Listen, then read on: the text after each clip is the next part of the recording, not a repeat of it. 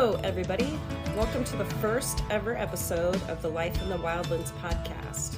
Thank you for joining us. I am your host, Becky Shefelt, and today I will be talking with Wilderness Ranger Tony Cortez, who will be sharing how working in wilderness has changed his life. This is Tony Cortez. I was born in California. I'm 53 years old. I've lived all my life in California, and I'm a Mexican-American. So tell us how you first got into wilderness. What was that one wilderness experience that got you into where you are today?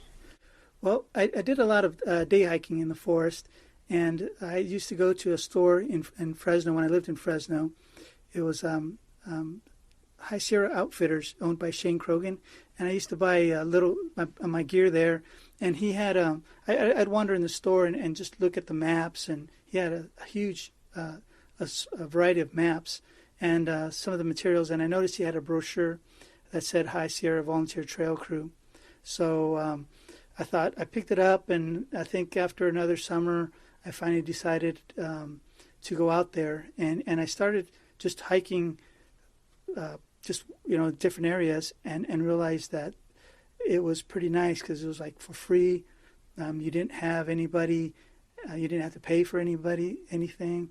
You didn't have people asking information. You just went out, and if you came back, you came back, and it was just a real nice experience. So I finally volunteered with Shane's group to give back to the community, give back to. It felt like I was taking so much out of the forest, and within myself, and I just wanted to give something back. So I volunteered in 1999 to maintain some of the trails, and then from there I learned about the wilderness, the concept of the wilderness, and it's been I think this will be my 19th summer in a row of volunteering out, working on trails. And Tony, did you have any previous experience growing up as a kid in the forest at all? No, very minimal. We did go. We did car trips. My mom and dad were born in Texas, and they moved to California in 1953. And we had there were six of us, six children, and we'd always take a lot of car trips, day trips to Calaveras Big Trees, local lakes and reservoirs. So that was the extent to my experience in the backcountry, or in the forest and the wilderness. And sometimes we'd do an overnight trip, but for the most part it was just day trips. But it was still fun. It was, I got a lot out of it at a younger age. And my first real exposure to wilderness was with volunteering with the trail crew. So you started in working in wilderness, you said in 1999. So at this point, that's quite a few years you've been volunteering and working in wilderness. Is there a memorable day that comes to mind that you've had in wilderness?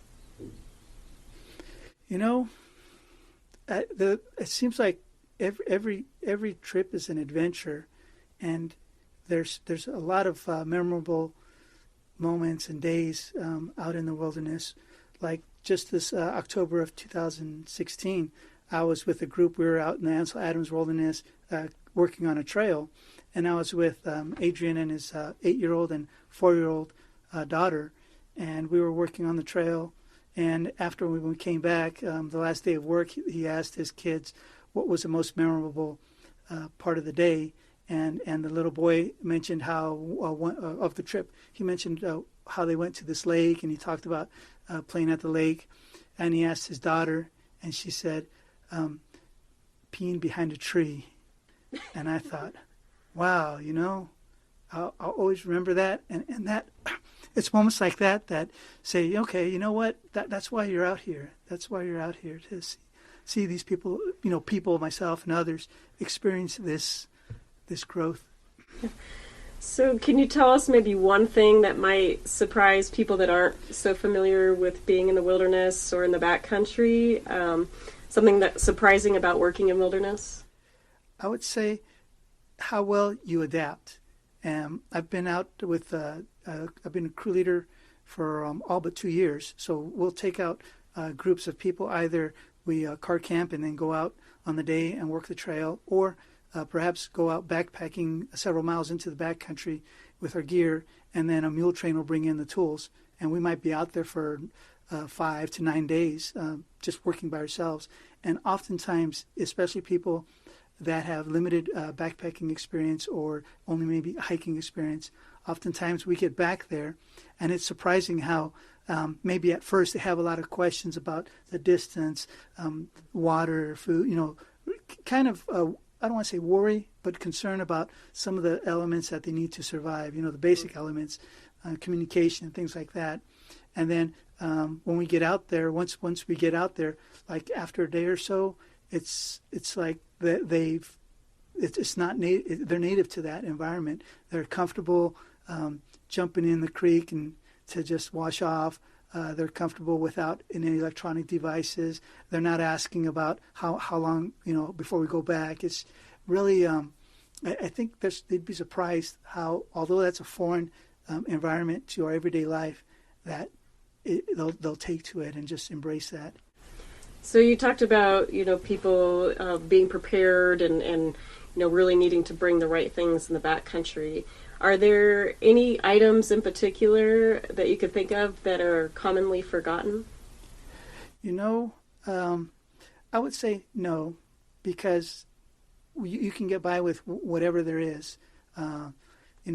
Oftentimes people underestimate the cold. It might be 80 degrees on the hike in, fully sunny, and then at night it gets very cold, or vice versa. I think for the most part, the wind, the hot heat, and the cold sometimes get people unprepared. But as far as anything people need, we'll figure it out. We had one person where they brought a real flimsy sleeping bag, but we found other gear amongst us. We shared, and that person ended up sleeping very warm. Sometimes there's certain things missing, maybe like sun cover. We'll share it. We'll figure it out. And I haven't seen anybody that's forgotten something or a trend or anything like that. If anything, it's usually the opposite. They'll bring in like way more things than what's really needed. You'd be surprised how much little you can get by with absorbing the day and living out there in the middle of nowhere. I remember one time in 2005, we were headed up to Kip Camp in the John Muir Wilderness, and one of the volunteers, he's about 6'5", 260, 280, and he had his backpack, and he wasn't able to make it up Bear Ridge. We have to go up this ridge up like about 9,500 feet to 10,000 feet, and then we come back down to the trail and then to our camp, and he struggled. And so I swapped packs with him, and his pack was like 70 pounds, and his waist belt, his hip belt, was down to my knees. So I carried it for him uphill, and then when we got to the downhill side, after a while he got it back on. And when we got to camp, he had like camp lanterns with double D-size battery. He had oat coveralls instead of wicking clothes. He had pots and pans. He brought the kitchen, and we're still friends to this day, 12 years later, and we talk almost every month on the phone, if not every other week. And he always talks. He mentions that how the memory of how he learned and he just developed. And I told him you're evolving with each experience in the wilderness, either learning to read the environment or something simple as his gear. So it's real nice when you see that evolution happen. So with all your experiences in wilderness, is there a defining experience in wilderness that has changed your life? I would say in the wilderness, there's not one defining moment, but there's an accumulation of moments. If I had to say one moment, I would say it's when I first got lost. When I've gotten temporarily lost more than one time, that's for sure. But the first time I got lost, I remember I started literally running back to the point that I last remember was the right where I was right, and then figure, okay, that's where I got lost. And I started going back, and then I stopped and said, you always read about these books and I hear stories of people telling you what to do when you get lost. So then I just relaxed. I sat down. I said, okay, you're never lost in the wilderness. You're just maybe not at the same place you want to be, but you never get lost. At least that's how I look at it. And I sat down. I was by myself, and I was looking at the range, and I was trying to find some peaks that I could get a better idea, coordinate where I'm at. And then I figured, okay, there's this. I found some good marks and figured out where the lake should be. If I'm lost, I went a little ways and I found the lake. So I figured, okay, I know where the lake is. Now I know where I'm at in this big picture. So I cross-countryed, found the trail, and got back to where I'm going. And then before, I've also cross-country to find where I'm going. But that experience, it like you have confidence in yourself, but you're like, I don't know, I just feel like the wilderness is there for you to absorb. There's nothing to say, this is right, this is wrong. You're lost, but that's going to happen the longer you're out there. Do you have the skills? Are you comfortable? It's not out of fear. It's out of, I'm just going to enjoy getting back to where I'm supposed to be. That was memorable. And then there's been a few other times where we've had some bad weather or some other issues. And each time coming out of those experiences, I feel like I'm more confident, like I love being out there. Nothing can happen. Nothing can go wrong. Nothing will have a bad experience. And it's like, it's not an arrogance, more so a comfort and confidence. I remember once we were out at the Monarch Wilderness in the Sequoia National Forest, and we went out, we were going to work the Canoyer Trail, and it was almost obsolete or unused trail. It hadn't been worked in, I think, 15 years, perhaps 20, and the trail wasn't even delineated. We had to find the trail and then cut trees. We ended up cutting at least 200 trees on my group, and so as we got there on a Saturday, and we were going to work on a Sunday, but the group that was with us, they were Catholic seminarians. They decided they wanted Saturday as a day of prayer. So it was. So we decided that's not going to be a work day, but at the same time too, me and another crew leader determined, we should actually. This is a good opportunity to scope out the trail, maybe find it, delineate it somehow, so that tomorrow we don't have to waste time with several crews trying to find the trail. So Jim and someone else, they went uphill, and then I went downhill, eastward, and as I found the trail, I was scoring it with a shovel, and then put in a few logs in an unnatural position, so at least the eyesight can follow it. So I was out there, and my turnaround time was, I want to say 1 o'clock.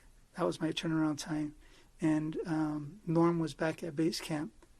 So I was going out on the trail, and long story short is I found that I had lost the trail. So I figured, okay, I'm going to just go back, find the trail, and then go back and follow it from there.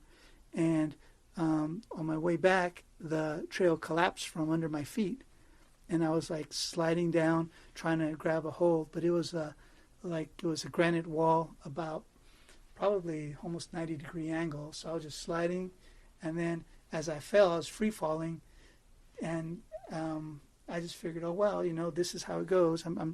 It was in the summer, so I'm sure they would have found my body. They didn't have to wait for snow to melt.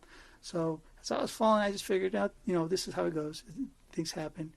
And then next thing I know, my head came out of the water, and I landed in the middle of a creek. It was Lightning Creek, and so I figured, oh, okay, this is pretty cool, because I didn't know what was below my feet when I was falling, free falling. So I landed in the creek, and then I saw my shovel further behind me that was stuck straight into the bottom of the creek, just standing up. So I grabbed the shovel. I found my hat that was floating down the river. So I figured, okay, I'm just going to work my way out. But it was too steep. I couldn't get out of the creek bed. So it was granite. I couldn't climb. So I went to and I had to go back on the west side of the creek to get back to the trail.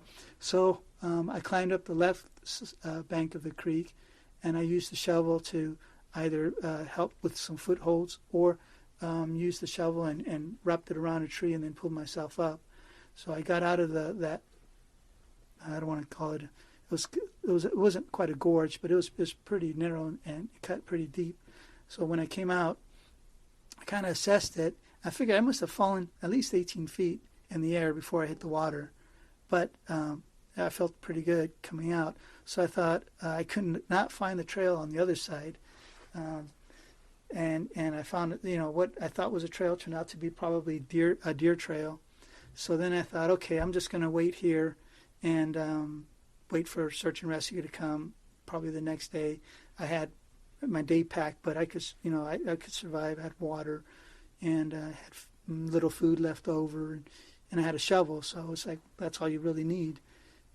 So I waited, and then I thought, it's so early in the day, I can probably make it down to the Kings River, and then go along the Kings River to this other camp where we had. So we were up about 7,000 feet elevation, working our way east downhill, and there was another group about 7 miles away that was based at the bottom of the canyon, about 3,600 feet elevation, working their way up north, and we were going to meet in the middle. So I thought, okay, I'll just go down, find the river, and follow the river to the camp. It's about, once I get to the bottom, it's going to be about a 2-mile hike to Highway 180, and then I'll hitchhike the rest of the way to Cedar Grove. But long story short is, as I tried getting to the Kings River, it turned out to be like just a canyon wall. So I determined to descend it, and I was using the shovel to hold myself against a tree and then lower myself down, and then using the shovel for footholds into the side. So I made it all the way down, but the travel was too slow. It was getting real late. It was already after closer to 3, and I wasn't making, on the map you say, okay, I have confidence I can do this in this much time and the rest, and it didn't happen. So I was just going slow and slow, and then somebody from the other side saw me and called it in to the park ranger, who thought, they said they thought I was just a marijuana garden grower tilling my garden because I had a shovel. And I'm a Mexican American and have a shovel, so obviously that's probably what it was. And so the Park Service didn't come out to check it out. And so I was on the south bank of the Kings River, which is Forest Service land, and on the north side of the river is Park Service land. So the park guy figured, okay, the national forest guys will figure it out if that's their issue. So then later on, as I was going along the river, and it was a big river. Actually, it was 2010, so it was a huge snow year that year, and the river was running pretty rapid.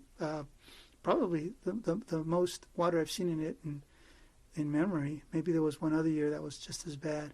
So I was going along the creek, headed east, and somebody else noticed me, and they called it in too. But they thought I was a kayaker because of the shovel. They thought, oh, it's an oar. So then they called they told the Forest Service, and they came out with the swiftwater rescue team, but there was no way they could get across the river. So the park ranger told me just to stay put, and I did. I told him I wanted to continue going, but he said no, stay put. And I've seen events where people get lost and then they get re-lost. So I thought, well, I'm going to follow instructions. So I stayed put.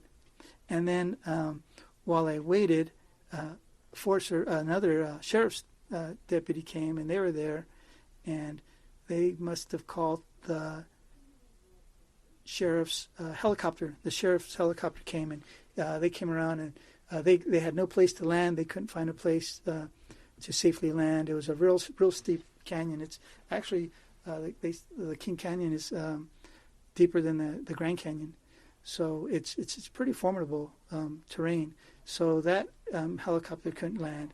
So they by then the group that I was with, they heard that on the radio, and I was late, and they know I'm never late. If I'm going to be back, I'll be back when I say I am.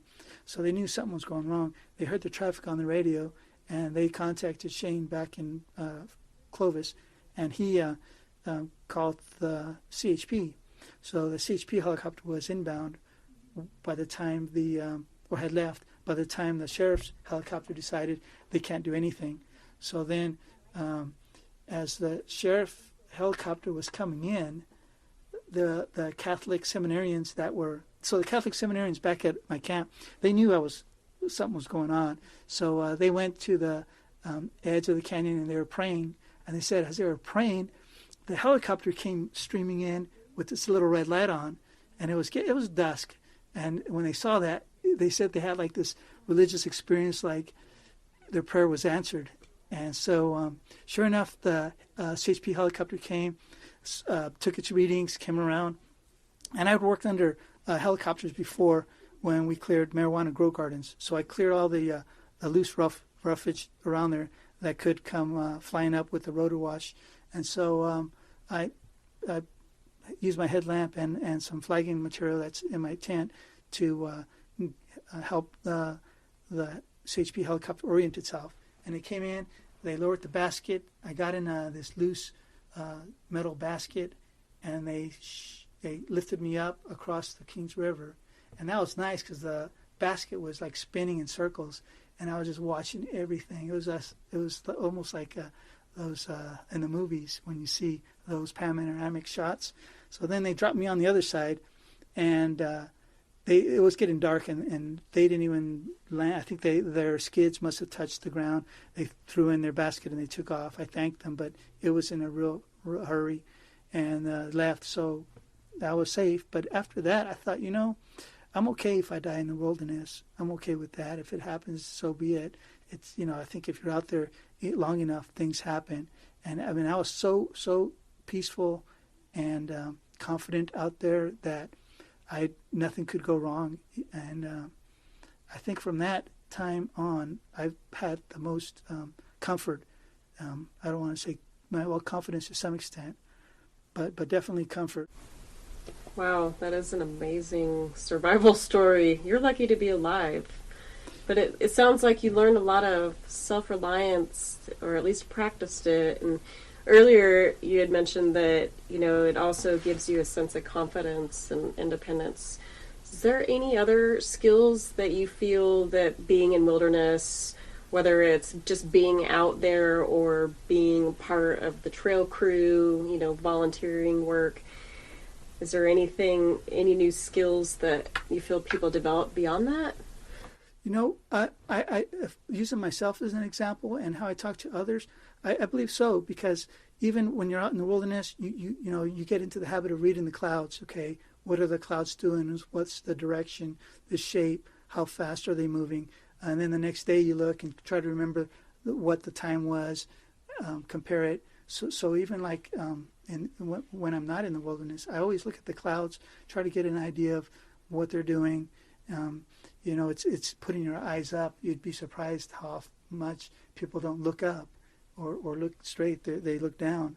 And there's a lot out there. There's a lot of, even in the city, listening to the helicopters, knowing a heavier CHP helicopter sound from the small sheriff sound of the helicopter, how they sound when they're making turns.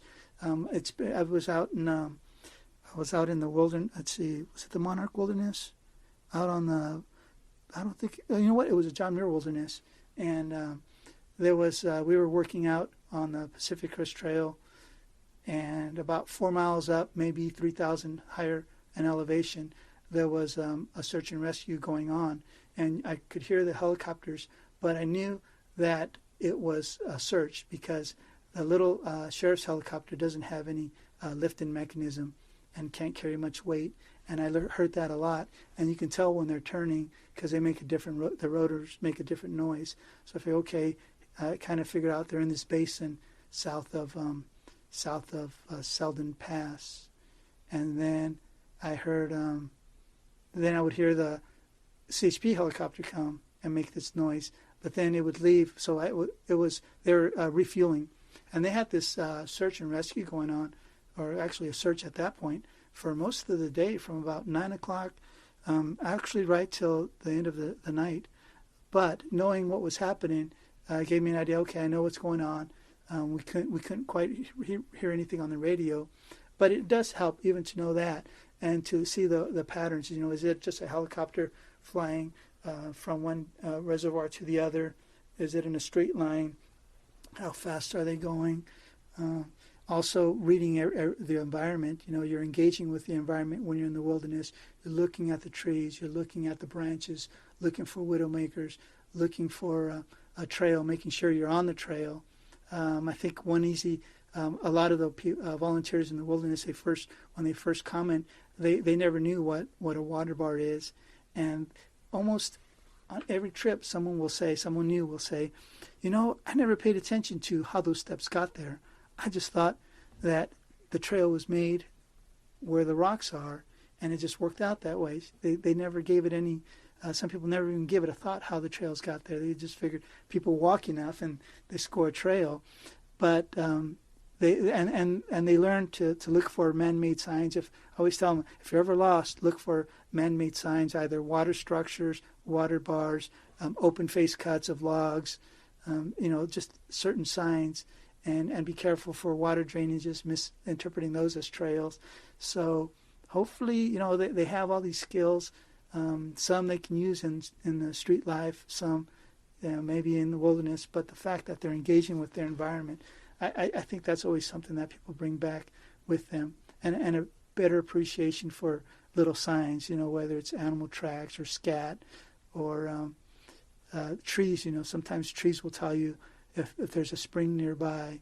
You see a lot of diseased trees or you see a lot of candy cane trees with the lightning strikes. That tells you, okay, do I want to be here tonight? Can I find someplace lower? So there's like just a lot of life skills that you can take out of the wilderness. It just has so much to give you. So is there any advice you would give to your younger self just getting into the wilderness experience? I didn't start day hiking till I was in my 30s, and I was, let's say, 36 when I started volunteering with in the wilderness. Looking back, I wish I had started when I was 12. There's just so much out there. That's what I would say to myself is get out there, start early. If you don't, if it doesn't light a fire in me, at least nothing's lost. But if it does, you can see so much. You can experience a lot more. You have more. Your risk assessment isn't established when you're younger, so you're more daring, more adventurous, and I wish that I had been in the wilderness more at a younger age. But I'll take what I can get, and what I would also do is take the less traveled areas. That's what I do now. But I think early on when I started hiking, I was always stick with trails and almost go back to like the same trails that I would go. Not a lot, but the ones I was familiar with. And there's so many cool other trails that are not well known or maybe don't have the well-known vistas, but those smaller trails, they all have an adventure. I always tell people every trip's an adventure when we go out there. Nothing's routine because you never know what the day's going to hold for you. I don't know how many trips I've been on. I used to average like about 400 hours a summer for a few years there in the early 2000s before I got married. And now I don't keep track of my hours, but I would say with all that time, I just wish I had more time before now, because it's you only have so many years you can go out there. Although I've been out there volunteering with someone who's 81 years old, and we were out there cutting trees, clearing trail. We were bucking trees off the Corbett Lake Trail in the High Sierra Ranger District. And, he was 81. He had told stories about when he used to hike back in 1947, and just listen to the stories he said when there were no maps, and some areas on maps were just gray.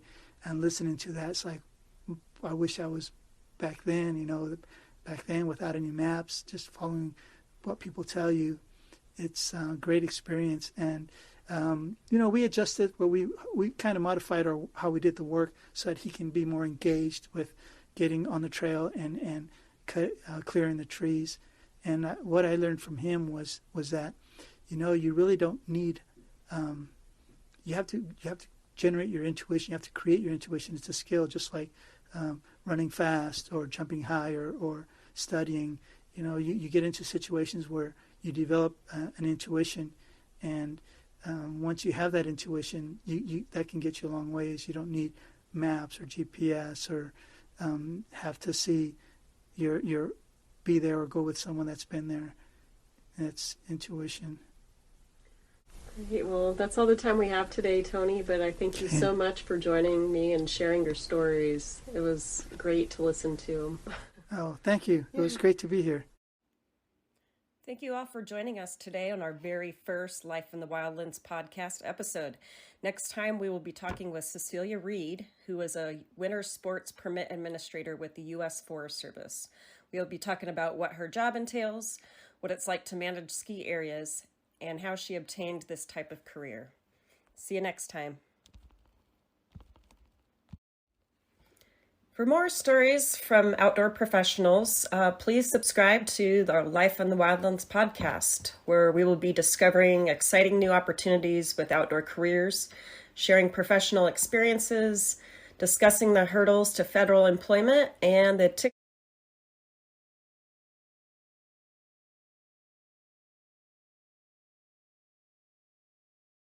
Thank you all for joining us today on our very first Life in the Wildlands podcast episode. Next time, we will be talking with Cecilia Reed, who is a winter sports permit administrator with the U.S. Forest Service. We'll be talking about what her job entails, what it's like to manage ski areas, and how she obtained this type of career. See you next time.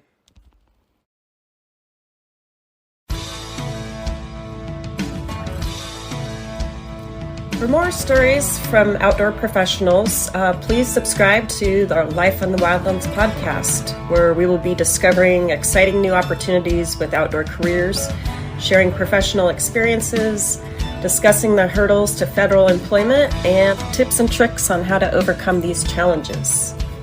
And you can also check out our career counseling and resume writing services at www.lifeinthewildlands.com, or give us a call at 406-848-1660.